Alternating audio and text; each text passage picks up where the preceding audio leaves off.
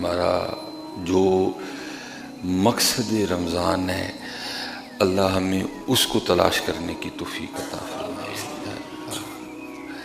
یہ نہ ہو کہ حضرت جب 30 روزے ختم ہوں تو ہمارے پاس سحری اور افطاری کے علاوہ کچھ بھی نہ ہو حضرت۔ نہیں، جو مقصد رمضان ہے آپ اس کو تلاش کریں حضرت۔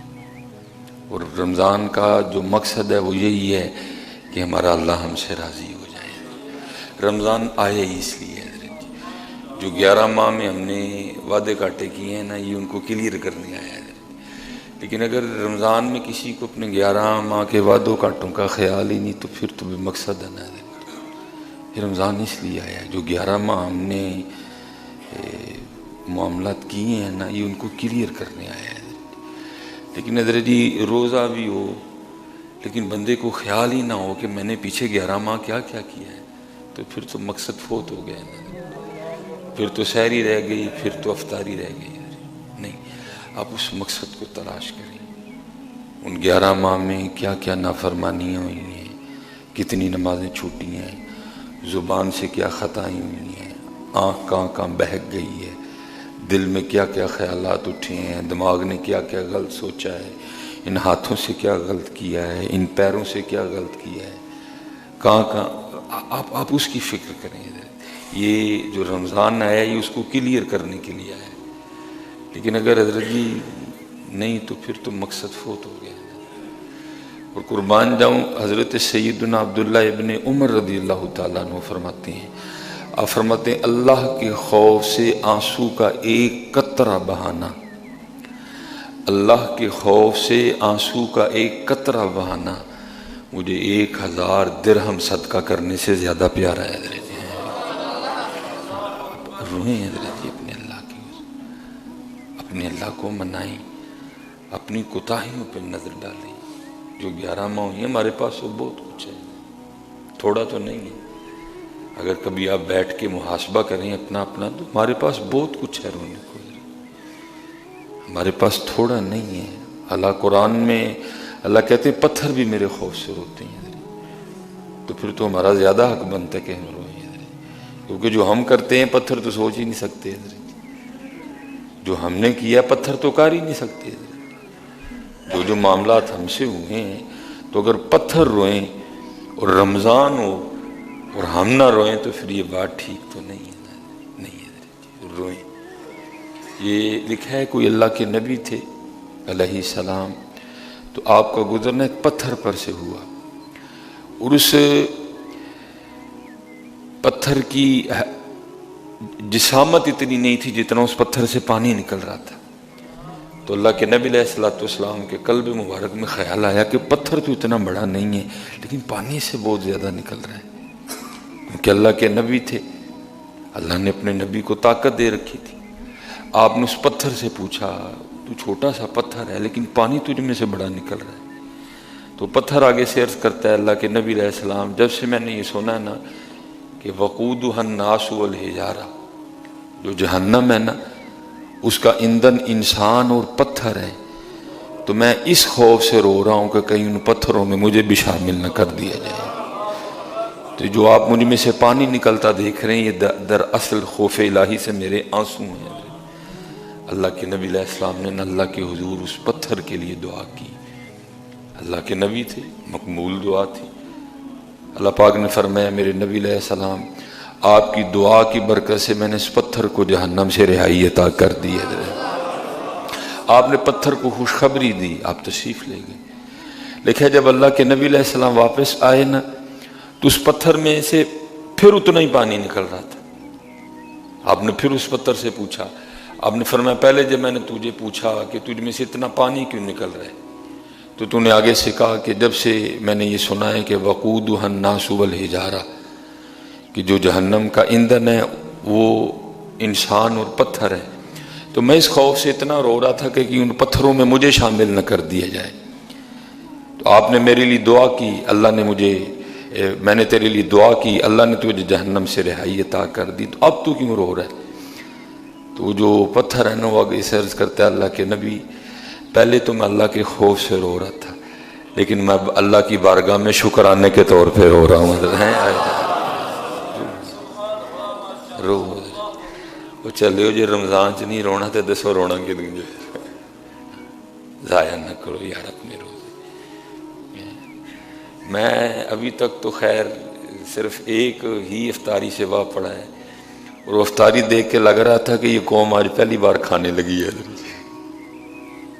ابھی بھی ہم سحری اور افطاری میں پھنسے ہوئے ہیں. نہیں، اصل مقصد رمضان کا تلاش کرو. اصل مقصد جو رمضان کا ہے، 11 ماہ بڑا کھایا ہے حضرت، تو اگر پھر بھی رمضان میں صرف توجہ کھانے کی طرف ہے تو پھر رمضان کدھر ہے؟ 11 ماہ ہم بڑا سوئے ہیں حضرت، تھوڑا نہیں سوئے ہم. اب رمضان میں بھی اگر توجہ صرف سونے کی طرف ہے تو رمضان کی طرف ہے. 11 ماہ بھی سوئے، رمضان بھی سوئے، 11 ماہ بھی کھایا، رمضان بھی کھایا، تو پھر فرق کیا ہوا حضرت؟ فرق کریں حضرت. میں آپ کو یہ نہیں کہہ رہا کہ آپ قطعاً ہی نہ کھائیں حضرت، لیکن نہیں حضرت جی، مقصد کھانا نہ ہو حضرت، ساری توجہ کھانے کی جانب نہ ہو. میں آپ کو یہ نہیں کہہ رہا کہ رمضان میں نہ سوئیں، میں بھی سو رہا ہوں حضرت، لیکن حضرت جی صرف سونا نہ ہو. 11 ماہ بڑا سو لیا حضرت جی، بس کوشش کریں اتنا سوئیں کہ تھکن اتر جائے. باقی حضرت جی توجہ اس بات پہ ہو کہ میرا اللہ مجھ سے راضی ہو جائے. جو 11 ماہ میں نے جو مجھ سے ہوا ہے نا، مجھے اس پہ معافی مل جائے، مجھے اس پہ معافی مل جائے. یہ حضرت ابراہیم بن ادہم رحمۃ اللہ تعالی فرماتے کہ اللہ کے دوست تھے تو بیمار ہو گئے، تو میں ان کی نا تیمارداری کے لیے گیا. تو کہتے جب ان کی تیمارداری پہ پہنچا نا وہاں، تو حضرت نا بار بار اسی بات پہ افسوس کر رہے تھے. وہ اللہ کے دوست تھے، مقربین میں سے تھے حضرت، جنہوں نے وقت ضائع نہیں کیا تھا، لیکن اب فرماتے وہ بار بار افسوس کر رہے تھے. ہائے افسوس، ہائے افسوس، ہائے افسوس. تو آپ فرماتے جب بار بار میں نے ان کو افسوس کرتے دیکھا تو میں نے کہا حضرت آپ کس بات پہ افسوس کر رہے ہیں؟ تو کہتے ہیں وہ آگے سے فرمانے لگے میں افسوس کر رہا ہوں ان راتوں پہ جو اللہ کی یاد کے بغیر گزر گئی ہیں. میں افسوس کر رہا ہوں ان دنوں پہ جن دنوں میں میرا روزہ نہیں تھا. میں افسوس کر رہا ہوں ان لمحات پہ جن لمحوں میں میں اللہ کا ذکر نہیں کر سکا. اللہ یہ اللہ والے لوگ تھے حضرت جی، جن کا دن اللہ کے ذکر میں، جن کی راتیں اللہ کے ذکر میں، جن کے لیے اللہ خود قرآن میں کہتے ہیں والذین یبیتون لربہم سجدا وقیاما. لیکن دکھ کی بات یہ ہے کہ ہمارا تو رمضان بھی اس طرح کا نہیں ہے. فجر کی نماز پڑھ کے سارے اس طرح بھاگتے ہیں جیسے پتہ نہیں کیا ہو گئے. میں آج فجر میں نے ادھر پڑھی تو مجھے جگہ نا بالکل جو دروازے کے سامنے صف بنتی ہے نا وہاں ملی ادھر جی. تو جب ہم نے سلام پھیری تو جو باہر والی صف تھی نا دروازے کے بالکل باہر والی صف، تو ان کی رکعت رہ چکی تھی حضرت. تو اب جو اندر احباب تھے وہ پتہ نہیں کیا ان کو ہو گیا حضرت جی، وہ اٹھ کے بھاگنے. میں نے اپنی ذمہ داری کا احساس کرتے ان کو کہا بھائی پیچھے 3 بندے نماز پڑھ رہے ہیں اور نمازیوں کے آگے سے گزرے بغیر آپ نہیں گزر سکیں گے، یہ گناہ ہے. نبی علیہ السلام فرماتے اگر پتہ چل جائے اس کا کتنا گناہ تو ساری عمر وہاں کھڑا رہے، لیکن گزرے نہ تو نمازی کے آگے سے. لیکن حضرت جی ایک بندہ بھی میری نہیں سن رہا اور لوگ گزر رہے ہیں. آخر اٹھ کے نا حضرت جی میں وہ ایک جو نمازی رہ گیا نا میں اس کے آگے کھڑا ہو گیا تاکہ یہ لوگ گناہ گار نہ ہوں. اللہ کے بندو کیوں بھاگ رہے ہیں مسجد سے؟ وقت گزارو مسجد میں. 11 ماہ گھر ہی رہے ہیں ہم، 11 ماہ نہیں گلی محلوں میں ہم نے وقت گزارا ہے. تھوڑا سا وقت گزارو اللہ کے گھر. اپنی کوتاہیوں پہ نظر ڈالو، اپنے گناہوں پہ نظر ڈالو، اپنی نافرمانیوں پہ نظر ڈالو. نہ بھاگو حضرت جی، نہ وقت ضائع کرو. ہم بڑا وقت ضائع کر چکے ہیں. توجہ کرو اس جانب، کیونکہ جو اللہ رمضان کا مقصد بیان کر رہے ہیں لعلکم تتقون. ہر روز چیک کرو خود کو. پہلے روزے میں میرا اور اللہ کا جو تعلق تھا وہ کیا تھا؟ دوسرے روزے میں بڑا کہ وہاں ہی کھڑا ہے. تیسرے روزے میں کیا کیفیت تھی؟ چوتھے روزے میں کیا کیفیت ہوئی؟ 5ویں میں بھائی بڑھنا چاہیے نا، بڑھنا چاہیے تعلق. بھوکے ہیں ہم اللہ کے لیے، بڑھنا چاہیے تعلق. لیکن اگر حضرت جی سب کچھ وہاں کا وہاں ہی کھڑا ہے تو پھر ہمیں فکر کرنی چاہیے کہ رمضان تو گزر رہا ہے، ہمارا معاملہ کہاں کھڑا ہے حضرت؟ کچھ تبدیلی آئی خود میں، کچھ دل بدلا لگا، کچھ آپ نے روح کو نکھرا پایا کہ سب کچھ اسی طرح ہی ہے، معاملہ ٹھیک چل رہا ہے. لیکن حضرت اگر سب کچھ وہاں کا وہاں کھڑا ہے، کیونکہ دکھ ہے حضرت جی۔ جس دن میں نے پاکستان میں آ کے پہلی فجر پڑھی، اس دن نمازیوں کی تعداد کچھ اور تھی، جب اگلی فجر پڑھی تو تھوڑی کم ہو گئی تھی، جب اگلی فجر پڑھی تو تھوڑی اور کم ہو چکی تھی، جو میں نے آج فجر پڑھی بمشکل حضرت جی باہر صرف ایک صف تھی۔ یہ کیا ہو رہا ہے حضرت؟